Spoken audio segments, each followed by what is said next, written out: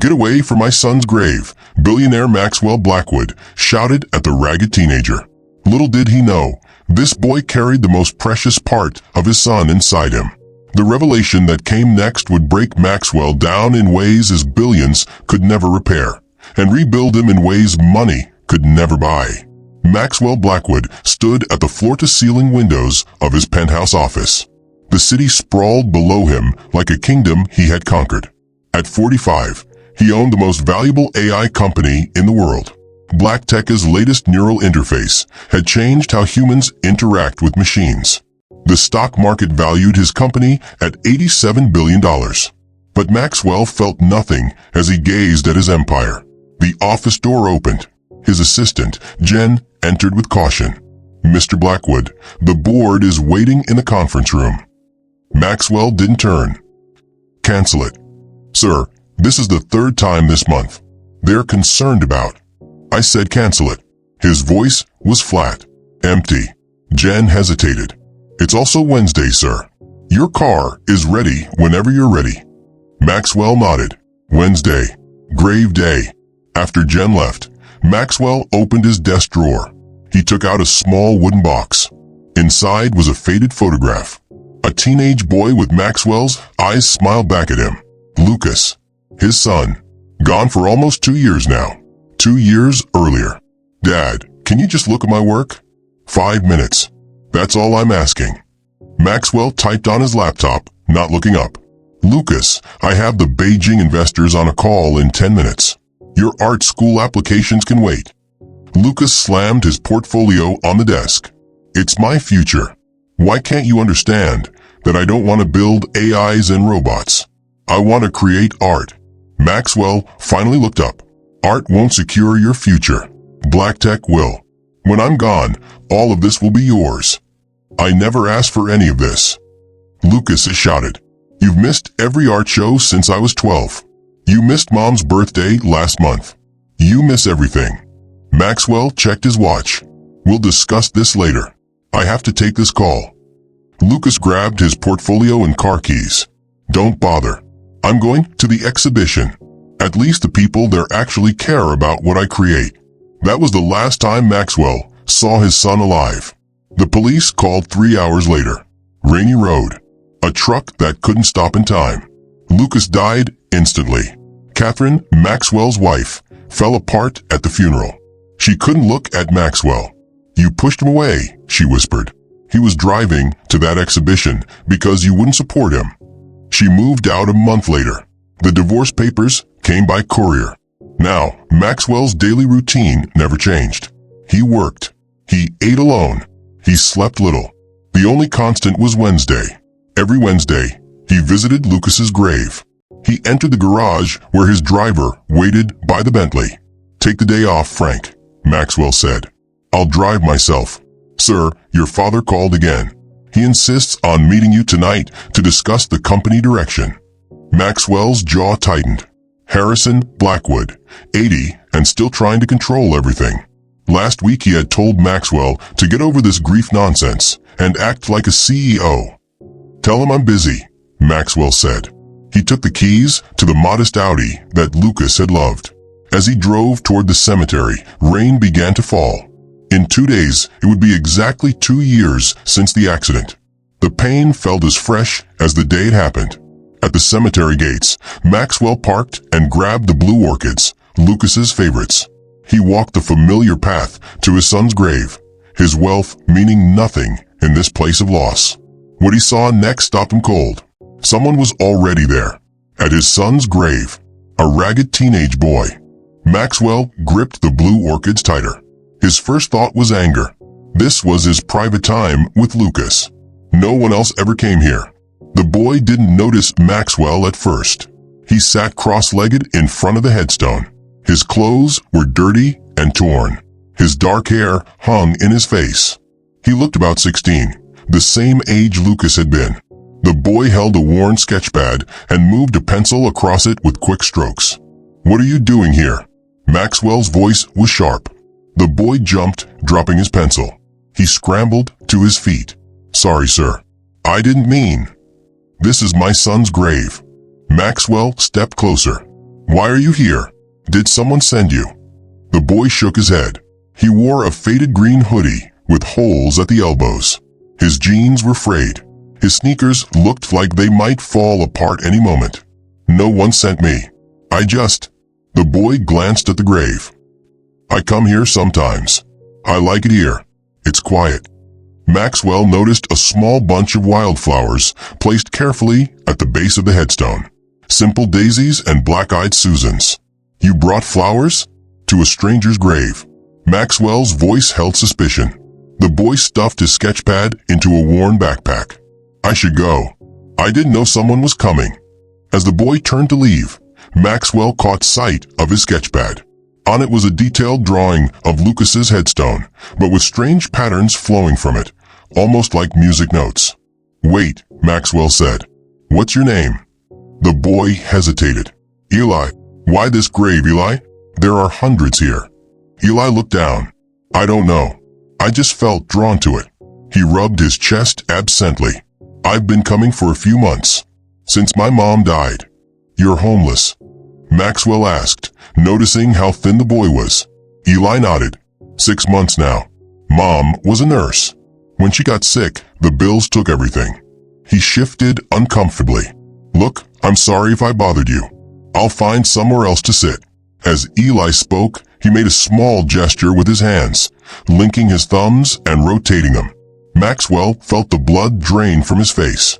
It was the same nervous habit Lucas had. The exact same unusual movement Lucas would make when uncomfortable. Are you okay, sir? Eli asked. You look like you've seen a ghost. Maxwell couldn't speak for a moment. Then, when was the last time you ate, Eli? Eli shrugged. Yesterday morning. I found half a sandwich behind the diner on 5th. Maxwell placed the blue orchids by the headstone, next to Eli's wildflowers. There's a cafe near the cemetery entrance. Let me buy you lunch. Eli looked suspicious. Why? Because you're hungry, Maxwell said simply. 20 minutes later, they sat in a booth at Paula's cafe. Eli devoured a burger, fries, and a chocolate shake. Maxwell watched him, unsettled by the strange feeling growing inside him. You're really his dad? Eli asked between bites. The guy who made the BrainLink stuff? Yes. Black Tech is my company. Eli wiped his mouth. That's cool. But I bet Lucas liked the old music systems better. Digital can't capture the warmth of analog sound. Maxwell stared. How did you know Lucas was interested in sound engineering? Eli looked confused. I don't know. Just guessed, I guess. He pointed to Maxwell's watch. That's a Patek Philippe Calatrava, right? Beautiful craftsmanship. I like how the light catches the face. Maxwell's hand froze on his coffee cup. Lucas had been obsessed with fine watches. He'd talked about the craftsmanship constantly. Maxwell had given him the Calatrava for his 16th birthday. The cemetery's nice, but I bet Lucas would have preferred his art displayed somewhere like the Wyatt Gallery downtown. Eli continued casually. Their lighting brings out the depth in oil paintings. Maxwell felt a chill run through him. The Wyatt had been Lucas's favorite gallery. They'd argued about it the day he died. How do you know these things? Maxwell whispered. Eli looked genuinely confused. What things? I'm just talking. When they finished eating, Maxwell found himself unable to simply walk away. Do you have somewhere to stay tonight? Eli shook his head. There's a shelter on 12th Street, but it fills up fast. Maxwell made a decision he couldn't explain. I have a guest house. You can stay there tonight. Why would you do that for me? Eli asked suspiciously. Maxwell didn't have an answer that made sense. How could he explain the strange pull he felt toward this boy? How could he explain that Eli somehow knew things only Lucas would know? Let's just say I'm repaying a kindness you showed my son, Maxwell said, looking at the wildflowers Eli had carefully placed by the blue orchids. As they walked to the car, Eli stopped to look at a cloud formation. His fingers moved as if painting it in the air, exactly the way Lucas used to frame potential sketches. Maxwell felt his heart pound. This was impossible. Yet he couldn't look away. Maxwell's mansion sat on 5 acres of manicured grounds. As they drove through the gate, Eli pressed his face to the window. This is where you live. Eli asked. It's like a museum. Maxwell parked in front of the main house. The guest house is behind the gardens. It has everything you need. As they walked through the main house, Mrs. Abernathy appeared. The housekeeper had worked for Maxwell for 20 years. Her eyes narrowed at the sight of Eli. Mr. Blackwood? She questioned, looking Eli up and down. Mrs. Abernathy, this is Eli. He'll be staying in the guest house for a few days. She pursed her lips. I see. Shall I prepare it then? Yes, thank you. Maxwell turned to Eli. Wait here. I need to speak with Mrs. Abernathy. In the kitchen, Mrs. Abernathy didn't hide her concern. Sir, forgive me, but bringing a homeless boy into your home? Have you considered he might be taking advantage of your grief? Maxwell frowned. What do you mean? It's been nearly 2 years since Lucas passed. This boy shows up at his grave? He could have researched your family. Wealthy targets attract scammers. Maxwell hadn't considered this. I appreciate your concern, but it's temporary. Just a few days. Mrs. Abernathy nodded stiffly. As you wish, sir. Later, Maxwell showed Eli to the guest house. Eli stared at the plush furnishings, the stocked refrigerator, the large TV. You can stay here until you figure out your next steps, Maxwell said. Thank you, Eli said, still looking overwhelmed. I don't know what to say. Get some rest. We'll talk more tomorrow. That night, Maxwell couldn't sleep. He sat in his study, researching homeless youth in the city. Could Mrs. Abernathy be right? Was Eli running a scam? His phone rang. Harrison Blackwood. Maxwell, you missed another board meeting, his father said without greeting. I had something important to attend to. More important than the company losing market share to MindMeld? Their new interface is gaining traction while you're visiting cemeteries. Maxwell sighed. Dad, not now. Jenkins told me you brought home some street kid. What are you thinking? Maxwell sat up straight. How did you? I still have friends in your security detail. This kid could be casing your house, Maxwell. He could be selling drugs. He could. Good night, Dad. Maxwell hung up. In the morning, Maxwell found Eli in the garden, sketching the fountain. He watched from a distance. The boy's talent was obvious. His strokes were confident, capturing not just the fountain, but somehow its essence. Over breakfast, Maxwell asked casual questions. Where did you go to school before everything happened? West Side High, Eli said. I was in advanced placement classes. Mom wanted me to become a doctor like her, but I loved art more. Your mother was a doctor? A nurse at City General, specialized in cardiac care. The irony, right? Eli touched his chest. She couldn't save herself from heart failure, but she saved others every day. Maxwell made notes mentally. Verifiable details he could check. Over the next few days, a pattern emerged. Eli would wander the grounds, sketching. Maxwell would work from home, watching him. Each night, Maxwell investigated another piece of Eli's story. West Side High confirmed a former student named Eli Morris. City General had employed a cardiac nurse named Sarah Morris, who died of heart failure 6 months ago. The boy wasn't lying about his past. On the 4th day, Maxwell came home early from the office. He found the house quiet. Eli, he called. No answer. Maxwell checked the guest house. Empty. Panic rose in his throat. Had the boy stolen something and left? A noise from upstairs caught his attention. From Lucas's wing. No one went there. Maxwell had kept it exactly as it was the day Lucas died. Maxwell rushed upstairs and pushed open the door to Lucas's studio. Eli stood there, holding one of Lucas's paintbrushes. He stared at an unfinished canvas on the easel, a landscape Lucas had started but never completed. What are you doing in here? Maxwell demanded. Eli jumped. I'm sorry. The door was open. I felt drawn here. No one comes in here. No one touches his things. Eli carefully put down the brush. I didn't mean to upset you. I keep having these dreams about this room. I've never seen it before, but in my dreams, I know exactly where everything is. He pointed to a cabinet. The blue paint is in there, top shelf, behind the red tubes. The special brushes are wrapped in cloth in the drawer under the window. Maxwell stared. He was right. How do you know that? I don't know. It's like memories that aren't mine. Eli clutched his chest. Since my surgery, I have these feelings, these flashes. Surgery. Maxwell asked quietly. Heart transplant. I had a congenital defect. Was on the list for years. Then suddenly a match. Eli looked down. That's why I feel guilty sometimes. Someone had to die for me to live. Maxwell felt dizzy. When was your transplant? May 17th, 2 years ago. The day Lucas died. That night, Maxwell sat in his study, hands shaking as he typed. He had connections at every hospital. It took 3 calls to get what he needed. Confirmation that Lucas's organs had been donated. Another 2 calls to find where they went. The document arrived in his email at midnight. Maxwell opened it, heart pounding. Donor, Lucas Blackwood, 17. Recipient, Eli Morris, 14. Organ, heart. Date of transplant, May 17th, 2023. Maxwell stared at the screen. Lucas's heart was beating in Eli's chest.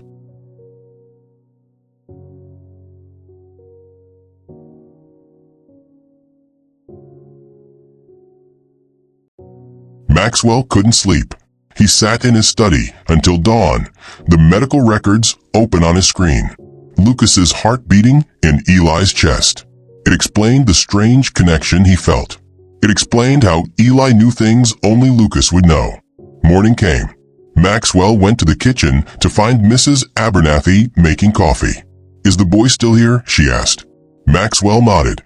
Mrs. Abernathy, I need to tell you something about Eli. A crash from the guest house interrupted him. Maxwell ran outside. Through the window, he saw Eli on the floor, clutching his chest. Eli. Maxwell burst through the door. The boy's face was gray with pain. It hurts, Eli gasped. Can't breathe right. Maxwell carried him to the car. Call City General, he ordered Mrs. Abernathy. Tell them we're coming. Possible heart rejection. The drive was a blur. Maxwell ran red lights. He carried Eli into the emergency room. Help him. Maxwell shouted. Heart transplant patient. Doctors rushed Eli away on a gurney. A nurse pushed papers at Maxwell. Are you family? She asked. Maxwell hesitated only a second. Yes, I'm his guardian. Hours passed in the waiting room. A doctor finally approached. Mr. Blackwood? I'm Dr. Chun, transplant specialist. Eli is stabilized, but I'm concerned. She was a small woman with tired eyes. She led Maxwell to her office. His body is showing signs of rejecting the heart. We've started anti-rejection medications, but I'm worried about the severity of the episode. Maxwell stared at her. You performed his transplant. Dr. Chun looked surprised. Yes, 2 years ago. How did you? Her eyes widened with recognition. Maxwell Blackwood. The donor was your son. I didn't know, Maxwell said quietly. I didn't know his organs were donated. I couldn't function after the accident. Dr. Chun nodded. Your wife made the decision. She said it's what your son would have wanted. Catherine decided? Maxwell felt a stab of guilt. Who else received his organs? Your son saved 5 lives, Mr. Blackwood. His corneas went to a blind woman in her 40s. His liver to a 12-year-old boy. His kidneys to twin sisters with genetic kidney disease. And his heart to Eli. Maxwell closed his eyes. Can I see him? Eli lay in a hospital bed, hooked to machines. His eyes fluttered open when Maxwell entered. I'm sorry, Eli whispered. For what? For getting sick. For causing trouble. Maxwell sat beside the bed. You have nothing to be sorry for. 2 years earlier, Maxwell sat in a hospital hallway, numb with shock. Lucas was gone, brain dead from the impact. Machines kept his body alive, but Lucas was gone. Catherine stood with the doctor, nodding through tears. She approached Maxwell. They're asking about organ donation, she said softly. No. Maxwell's voice was harsh. They're not cutting him up. Maxwell, he could help others. Save lives. I said no. They're not taking pieces of my son. Catherine touched his arm. He's gone, Maxwell. His body can give others a chance. It's what he would want. You don't know what he would want." Maxwell shouted. Neither of us knew him. We were too busy with our own lives. He stormed out of the hospital, unable to face the reality. Hours later, when he returned, the decision had been made. Catherine had signed the papers. Maxwell never forgave her, never forgave himself. A nurse rushed into Eli's room. An alarm was beeping. "His pressure's dropping," she said. "Get Dr. Chun." More staff entered. They moved around Eli with urgent efficiency. Maxwell was pushed to the corner of the room. Eli's face had turned ashen. The heart monitor showed an erratic pattern. Dr. Chun arrived. "He's in full rejection. Start the pulse steroids. Prepare for possible ECMO." "What's happening?" Maxwell demanded. Dr. Chun glanced at him while working. "His body is attacking the heart more aggressively. We're trying to suppress his immune response." "Will it work?" "I don't know. This type of acute rejection is serious. If we can't reverse it." She didn't finish. Maxwell understood. If they couldn't stop the rejection, Eli would die. Lucas's heart would stop beating forever. The next hours were a nightmare. Eli was moved to intensive care. His condition worsened. Machines breathed for him. Drugs flowed into his veins. Maxwell sat beside the bed, watching Eli's chest rise and fall. Inside that chest was Lucas's heart, fighting to keep this boy alive, just as it had fought to keep Lucas alive. Dr. Chun entered with a grave expression. "Mr. Blackwood, we've done everything we can with standard protocols. The rejection isn't responding as we hoped." "What does that mean?" Maxwell asked, though he knew. "Without intervention, Eli will die within days, possibly hours." Maxwell stood. "What intervention? Money is no object. Fly in specialists. Whatever it takes." "There's an experimental treatment. A new monoclonal antibody therapy not yet FDA approved. I've used it in 2 cases. One succeeded. One failed. Do it." "It's not that simple. The treatment is extremely expensive. Insurance won't cover it. And there are risks. It could cause complete immune suppression, leaving him vulnerable to infection." Maxwell didn't hesitate. "I'll pay for everything. Just save him." As Dr. Chun left to make arrangements, Maxwell looked at Eli's pale face. The boy was fighting for his life, for Lucas's heart. Maxwell took Eli's hand. "Hold on," he whispered. "Please hold on." The experimental treatment began. Eli stabilized but remained unconscious. Maxwell barely left the hospital. He slept in a chair beside Eli's bed. Doubt crept into his mind as he watched the boy. Was this all a coincidence? The strange knowledge, the mannerisms, the art skills. Could Eli have researched the Blackwood family? Maxwell was famous. Lucas's death had made headlines. When Eli finally woke on the 3rd day, Maxwell was waiting. "How do you feel?" Maxwell asked. "Weak," Eli whispered. "But better." Maxwell pulled his chair closer. His voice hardened. "I need to ask you something, and I need the truth. Did you research my family before coming to Lucas's grave?" Eli's eyes widened. "What?"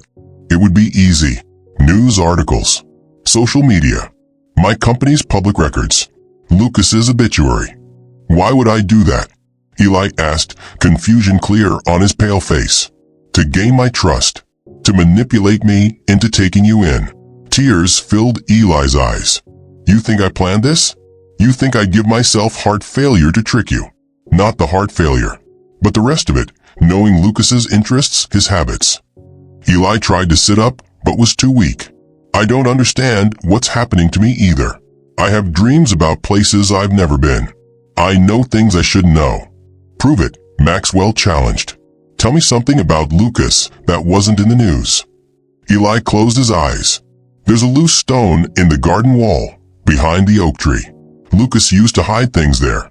Notes, drawings, things he didn't want you to see." Maxwell stiffened. There was no way Eli could know that. He had a song he was working on. He called it Horizon Line. He couldn't get the bridge right. Maxwell had never heard of this song. "You called him Little Astronaut when he was small, because he was always looking up at the stars." Maxwell stood abruptly. No one knew that nickname. No one except Catherine and himself. "You're lying," Maxwell whispered, though he knew it couldn't be a lie. "This is impossible." "I'm not lying," Eli cried, tears streaming down his face. "I feel him inside me. In my dreams, in my thoughts. When I draw, it doesn't even feel like me holding the pencil sometimes." Maxwell backed toward the door. "I need air." He walked blindly through the hospital corridors. This couldn't be happening. People didn't inherit memories through organ transplants. It was medically impossible. As he reached the hospital entrance, Maxwell collided with someone entering. Maxwell. Catherine, his ex-wife. Still beautiful, her face now lined with 2 years of grief. "What are you doing here?" he asked. "Dr. Chin called me. She said Lucas's heart recipient was here, that you were with him." They sat in the hospital garden. Catherine listened as Maxwell explained everything, finding Eli at the grave, the strange knowledge, the rejection crisis. "You think I'm crazy," Maxwell said when he finished. Catherine opened her purse and took out a small, leather-bound book. This was Lucas's journal. "I found it after the accident." She handed it to Maxwell. "Read it." Maxwell opened the journal with trembling hands. The entries were dated. He turned to May 1st, 2 weeks before the accident. Asterisk, "Mom and I talked about organ donation today. She had a patient who received a heart. The woman said she started craving spicy food after the transplant. Her donor was Mexican. Mom says there's a theory about cellular memory, that organs might carry memories or traits of the donor. Most scientists don't believe it, but there are cases. I think it's fascinating. If something happened to me, I'd want my organs to go to others. Maybe a piece of me would live on in them." Asterisk. Maxwell turned the pages. More entries about cellular memory. Research Lucas had done. Asterisk, "Professor Saunders thinks I'm being unscientific. Says there's no mechanism for memories to be stored in heart tissue. But what about the Austrian woman who received a heart and suddenly could speak words in the donor's language? What about the American man who received a heart from a teenager and suddenly loved the same obscure music? Science doesn't have all the answers yet." Asterisk. The last entry was dated May 16th, the day before the accident. Asterisk, "Dad and I fought again about art school.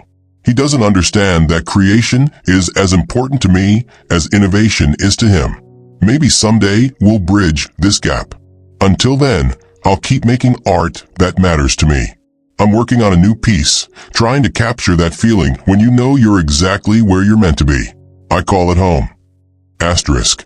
Maxwell closed the journal, tears streaming down his face. "He wanted to donate his organs," Catherine said softly. "When the doctors asked me, I remembered our conversation. It was the only decision I could make." Maxwell nodded, unable to speak. "I need to see him," Catherine said. "The boy." They returned to Eli's room. He was sleeping. Catherine approached the bed slowly, staring at the teenage boy with her son's heart. She placed her hand gently on his chest, feeling the heartbeat. "Lucas," she whispered. Maxwell left them and went to find Dr. Chun. He found her reviewing charts at the nurse's station. "Is there any truth to cellular memory?" he asked without preamble. Dr. Chun looked up. You've noticed things with Eli. Is it possible?" "Scientifically." She set down her tablet. "Conventional medicine says no. But I've been a transplant surgeon for 20 years, Mr. Blackwood. I've seen things I can't explain. Recipients who suddenly have cravings for foods their donors loved. New skills appearing. Knowledge they shouldn't have. That's what's happening with Eli." Dr. Chin nodded. "There have been studies. Small ones, not widely accepted. Some theorize that memory might not be confined to the brain, that cells throughout the body might store information. So Lucas's memories could be in his heart? In Eli, I can't say for certain, but I wouldn't dismiss it." As they spoke, a nurse approached, middle-aged with kind eyes. "Mr. Blackwood, I'm Nurse Martinez. I assisted with both surgeries, your son's organ recovery and Eli's transplant." Maxwell turned to her. "You were there." She nodded. "I've worked transplant for 15 years. I've seen this before, this connection between donor and recipient. Most doctors won't talk about it, but it happens. What do you remember about their surgeries? Maxwell asked. Your son's heart was strong. Perfect. When we removed it, it kept beating longer than usual, even outside his body. And when we placed it in Eli's chest, it started working immediately. No hesitation. Like it knew where it belonged. Maxwell closed his eyes, imagining Lucas's heart continuing to beat, refusing to die. The strangest thing, Nurse Martinez continued, was that during Eli's recovery he would draw. Even sedated, his fingers would move like he was holding a pencil. The first thing he asked for when he woke was a sketch pad. The neurologist thought it was odd since Eli had no prior interest in art. No prior interest in art, Maxwell repeated. But Lucas was an artist, Dr. Chin finished. I've seen Eli's file. Before the transplant, he was interested in science and math. After, he began to draw. Maxwell felt dizzy with the implications. I need to talk to Eli again. Maxwell drove to his mansion in a daze. He went straight to Lucas's room, untouched for 2 years. He gathered items no one else would know about. Lucas's private sketchbook that had never been shown to anyone. A small wooden box where Lucas kept special items. A half-written music composition. When he returned to the hospital, Catherine was sitting with Eli. The boy looked better, some color returning to his face. How are you feeling? Maxwell asked. Stronger, Eli said. The doctors say the new treatment is working. Maxwell set down his bag. I brought some things. Lucas's things. Catherine looked at him questioningly, but said nothing. Maxwell took out the sketchbook. This was Lucas's private work. He never showed it to anyone. I know, Eli said softly. He was afraid you'd think it wasn't good enough. Maxwell paused, then opened the sketchbook. Tell me what's in here. Eli looked at the closed book. The first page is a portrait of your wife, Catherine. Lucas drew it on her birthday when he was 15. He never gave it to her because he thought the eyes weren't right. Maxwell's hands trembled as he opened to the first page. A perfect portrait of Catherine stared back. Page 7, Eli continued, is a drawing of the ocean at night. Lucas called it infinite. He drew it after your family trip to Maine when he was 16. You were on a business call most of the evening, but he sat on the rocks and watched the stars over the water. Maxwell turned to page 7. The night ocean, stars reflected in dark waves. The last completed drawing is on page 23. It's the old oak tree in your backyard, but drawn as if it's made of circuitry and wires. Lucas called it nature's technology. He was trying to show that beauty exists in both worlds, yours and his. Maxwell turned to page 23 with tears in his eyes. The image was exactly as Eli described, an oak tree with bark that transformed into circuit boards and branches that became wires. Catherine covered her mouth, tears streaming down her face. How is this possible? Maxwell whispered. Eli sat up slightly in the bed. I don't understand it either. But since I received this heart, he placed his hand over his chest. I've had dreams, memories, feelings that weren't mine. Lucas's memories, Catherine said. Eli nodded. At first I thought I was going crazy. I knew things I shouldn't know. I could draw, but I'd never drawn before. I was suddenly interested in music and art instead of science. Why did you come to the grave?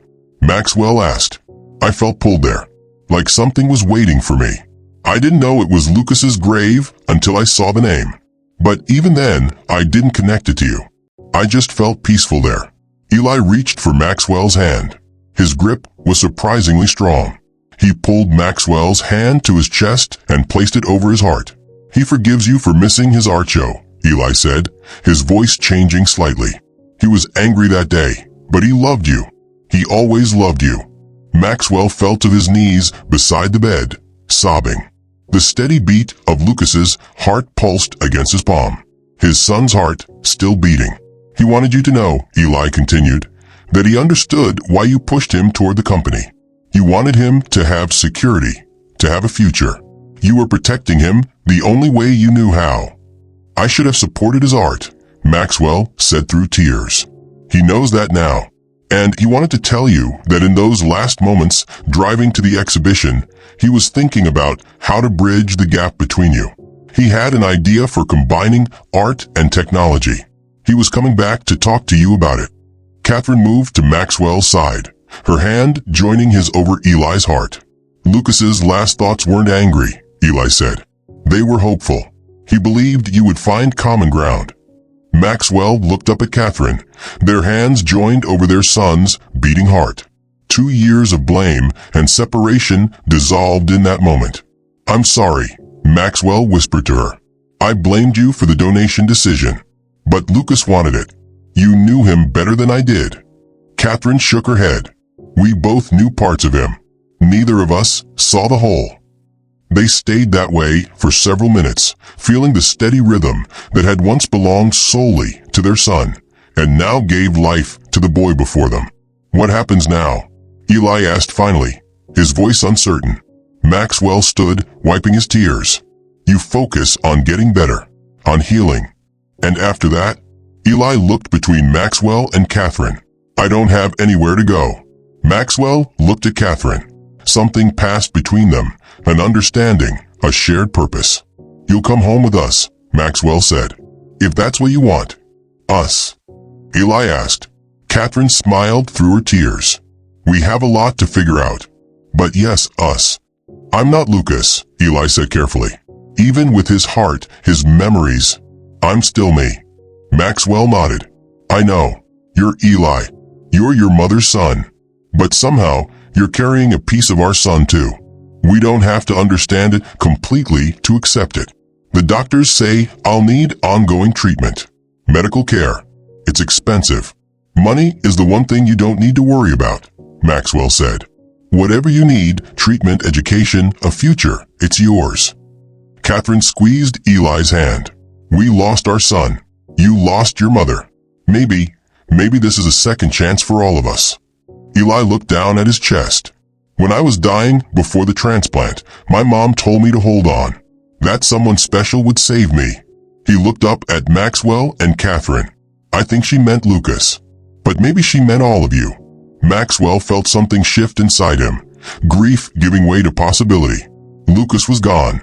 Nothing would bring him back fully. But his heart beat on. His memory lived. And now, there was a future where, before, there had only been past. We have a lot to learn about each other, Maxwell said. But we have time now. Catherine nodded. Time to heal. All of us. As the afternoon light filled the hospital room, the three of them sat together, connected by loss, by a miracle none of them understood, and by the steady beating of one heart that had somehow saved them all.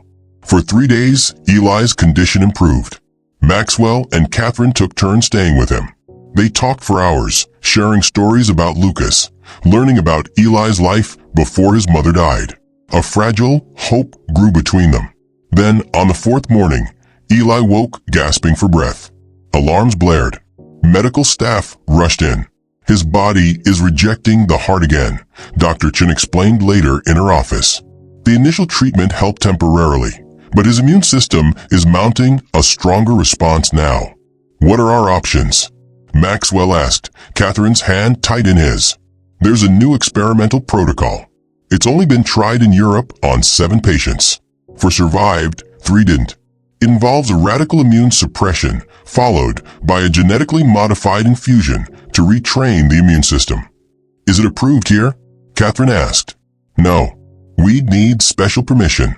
And the cost? Dr. Chen hesitated. Money is not an issue, Maxwell said firmly. It's not just money, Mr. Blackwood. The treatment is extremely risky. Eli would have essentially no immune system for weeks. Any infection could kill him. Maxwell stood. Get the permissions. I'll handle everything else. When Maxwell returned to Eli's room, a visitor was there. Harrison Blackwood stood at the foot of Eli's bed, his face stern. Dad, what are you doing here? Maxwell asked. Harrison turned. I came to see what's so important that you've missed the quarterly board meeting and ignored 3 calls from our biggest investors. Maxwell glanced at Eli, who watched them nervously. We can discuss this outside. In the hallway, Harrison didn't waste time. Your assistant tells me you're authorizing unlimited medical expenses for this boy. The board is concerned. Your judgment is being questioned. My personal wealth is separate from company funds. The board has no say in how I spend it. You're talking about millions of dollars on an experimental treatment for a homeless boy. Keep your voice down, Maxwell warned. You need to think clearly, son. This boy is not Lucas. Spending your fortune won't bring Lucas back. This isn't about bringing Lucas back. Harrison scoffed. Isn't it? You find a boy with your son's heart, and suddenly you're throwing away everything we've built? What happens when the treatment fails? When you lose Lucas's heart all over again? His name is Eli, Maxwell said quietly, and he's not going to die. You can't know that. Medicine fails, Maxwell. You of all people should understand that. Maxwell stepped closer to his father. What I understand is that I have the resources to give this boy a chance. A boy who, through some miracle I don't fully comprehend, carries not just Lucas's heart, but something of his spirit too. This is grief talking, not reason. For once in my life, I'm not making a decision based on profit margins or market share. I'm doing what's right. Harrison shook his head. The board will hear about this. Your erratic behavior, your neglect to the company. Let me be very clear, Maxwell interrupted. If the board has concerns, they can accept my resignation. Black Tech will survive without me. But Eli might not survive without my help. And that makes my choice very simple. You would throw away your life's work for a stranger. He's not a stranger, Maxwell said firmly. He's family now. And I will spend every dollar I have, sell every share I own, if that's what it takes to save him. Harrison stared at his son, seeing something new in him. You've changed. Yes, Maxwell agreed.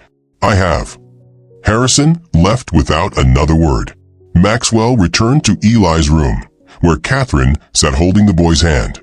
I heard, Eli said weakly. Your father is angry. Don't worry about him. The treatment Dr. Chin mentioned, it sounds dangerous. Maxwell nodded. It is. But it's your best chance. It's a lot of money for someone you barely know. Catherine squeezed his hand. We know enough. Over the next 48 hours, Maxwell mobilized every resource at his disposal. His private jet flew in a specialist from Zurich. His contacts in Washington expedited FDA approvals. His lawyers handled paperwork that would normally take months. In his corporate life, Maxwell had been known as ruthlessly efficient. Now he applied that same intensity to saving Eli. He barely slept. When he wasn't at the hospital, he was on the phone, demanding, persuading, offering whatever was needed. Catherine watched this transformed version of her ex-husband with quiet amazement. The man who had been too busy for his son's art shows now postponed billion-dollar deals to sit by Eli's bedside. The treatment arrived. Dr. Chun explained the procedure to Eli. We'll suppress your immune system completely. Then introduce the modified cells that should teach your body to accept Lucas's heart as its own. It's going to be very hard on your body. What are my chances? Eli asked. With your age and overall health, better than most. Maybe 60%. Eli nodded. And without the treatment? Dr. Chin hesitated. Your rejection is advancing rapidly. Without intervention days, maybe a week. Eli closed his eyes. When he opened them, he looked at Maxwell and Catherine. Lucas would take a chance, he said. I can feel it. He wasn't afraid to try new things. It's your decision, Maxwell said. Not Lucas's. Not ours. I want to live, Eli said simply. I've only just found you both. The procedure was scheduled for the next morning. That night, Maxwell and Catherine stayed in Eli's room. None of them slept much. I need to tell you both something, Eli said as dawn approached. If this doesn't work, thank you for giving me a family again, even just for a little while. It's going to work, Maxwell insisted. But if it doesn't, Eli continued, promise me you'll stay connected. Lucas would want that. Catherine wiped tears from her eyes. We promise. When the medical team came, Eli was taken to a specially prepared operating room. The last glimpse Maxwell had was of Eli's brave attempt at a smile as they wheeled him away. The waiting area became their world. Hours passed. Catherine paced. Maxwell sat rigidly, checking his watch every few minutes. They spoke little, but drew comfort from each other's presence. Dr. Chen appeared briefly. The immune suppression is complete. We're beginning the modified cell infusion. Another hour passed. Then another. In the operating room, machines beeped. Surgeons worked with intense focus. Eli's body fought, then surrendered to the treatment. Back in the waiting area, Maxwell finally broke the silence. I keep thinking about all the time I wasted. With Lucas. With you. Catherine sat beside him. We can't change the past, but we can learn from it. He took her hand. Whatever happens with Eli, I want you to know I'm sorry. For all of it. She nodded. I know. Dr. Chen appeared in the doorway. Her surgical mask hung around her neck. Her face was unreadable. Maxwell and Catherine stood. The procedure is complete, Dr. Chen said. Technically, it went perfectly. And Eli, Catherine whispered. He tolerated the treatment better than we expected. His vital signs are stable. The next 48 hours will be critical. He has essentially no immune system right now, so we've moved him to complete isolation. But he's alive, Maxwell said. Yes. And the initial markers suggest his body may be accepting the modified protocol. It's too soon to be certain, but Dr. Chen allowed herself a small smile. I'm cautiously optimistic. Relief washed over them. Maxwell pulled Catherine into an embrace. Can we see him? She asked. Through the isolation room window, only. No physical contact for at least 2 weeks. The risk of infection is too great. They followed Dr. Chen to a special unit. Through a large window, they could see Eli. He was unconscious, surrounded by machines, but his chest rose and fell steadily. The recovery will be long, Dr. Chen warned. Months, not weeks. There will be setbacks, complications. The body doesn't surrender its defenses easily. We'll be here, Maxwell said. Every step. As they watched Eli breathe, Maxwell placed his hand against the glass. Inside that room, inside that boy's chest, Lucas's heart continued to beat, fighting now for a new life, a different future than anyone could have imagined. 6 months later, the mansion that had once felt empty now echoed with life. Maxwell walked through the bright kitchen where Catherine prepared breakfast. Sunlight streamed through windows that had long been covered by heavy drapes. Is he up yet? Maxwell asked. Catherine smiled. In the studio since dawn. Said he had an idea he needed to finish. Maxwell nodded, no longer surprised by Eli's dedication to art. The past 6 months had transformed all their lives. Eli's recovery had been difficult. Weeks in isolation, multiple setbacks, moments of fear. But the treatment had worked. Eli's body had finally accepted Lucas's heart as its own. The adoption papers had been finalized last month. Eli Morris was now legally Eli Morris Blackwood. Not a replacement for Lucas, but a new addition to their broken family. Maxwell found Eli in Lucas's studio, which was now Eli's too. The boy stood before an easel, paint on his hands and a smudge on his cheek. He looked healthy now, his face filled out, his eyes bright. Morning, Maxwell said. Catherine says breakfast is almost ready. Eli turned, smiling. Just finishing this section. What do you think? Maxwell looked at the canvas. It showed the cemetery where they had first met, but transformed.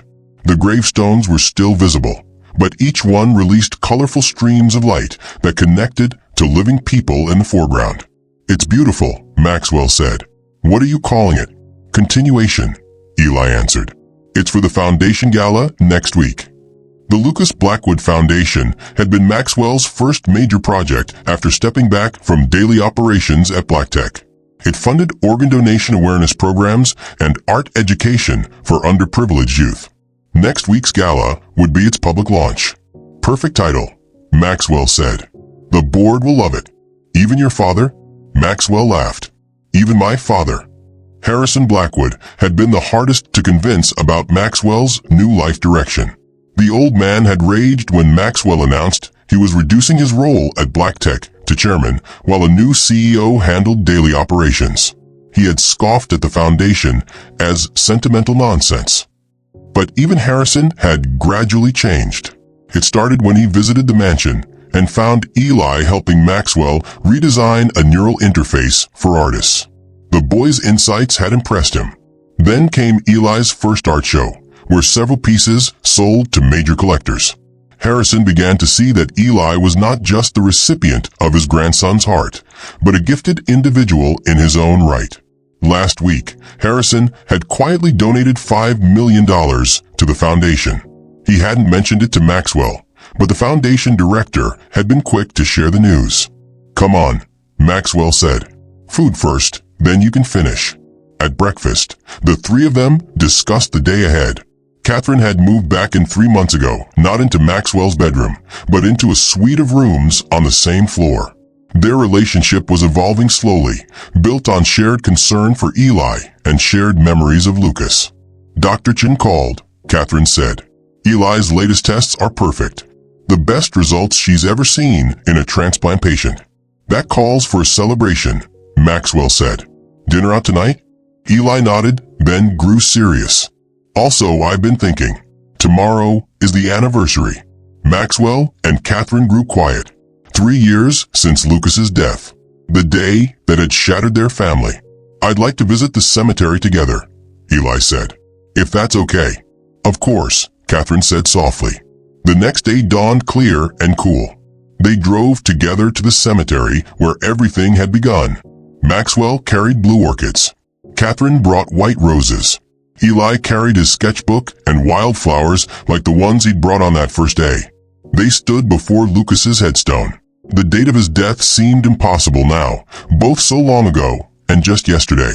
Maxwell placed the orchids carefully. "We come with different hearts than last year, Lucas."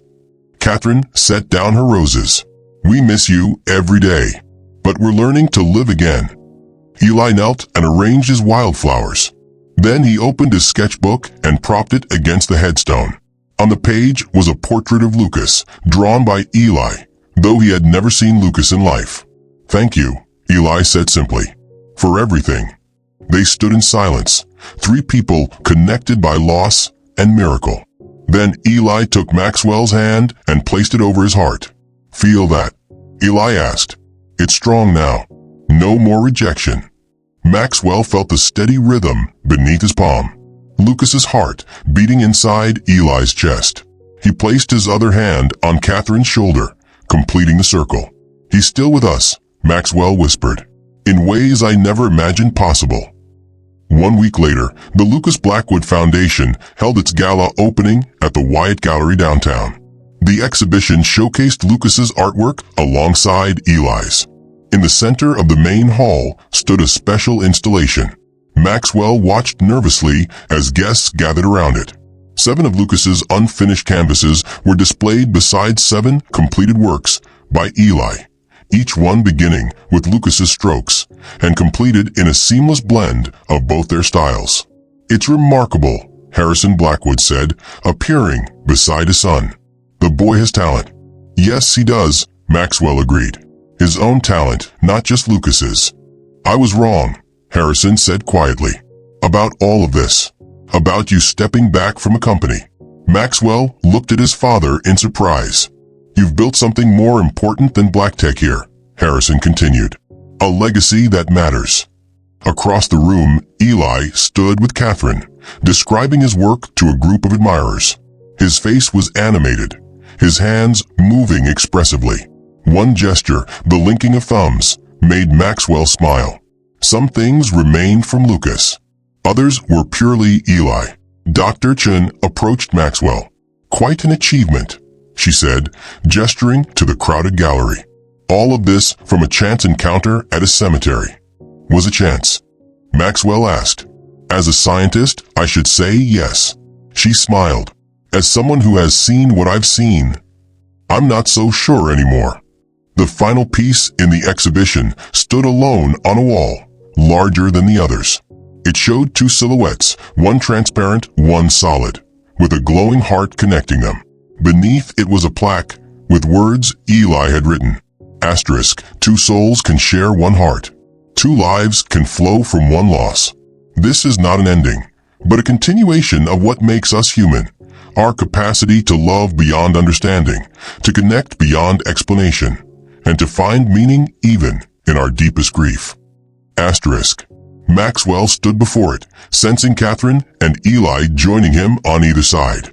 His family, rebuilt in a way none of them could have imagined. Different from before, yet connected to it through the miracle of one beating heart. Lucas would be proud, Catherine whispered. Maxwell nodded, knowing it was true. His son lived on not just in memory, not just in the heart that beat in Eli's chest, but in the love that had grown from tragedy, in the foundation that would help others, and in the art that would touch countless lives. As the gallery filled with people celebrating life and connection, Maxwell felt, for the first time in 3 years, completely at peace. If this story touched your heart and you believe in second chances, hit that subscribe button to support more stories about hope and healing. But if you think some people don't deserve a second chance at family, well, I guess you can just keep scrolling. Your choice reveals more about you than you might think.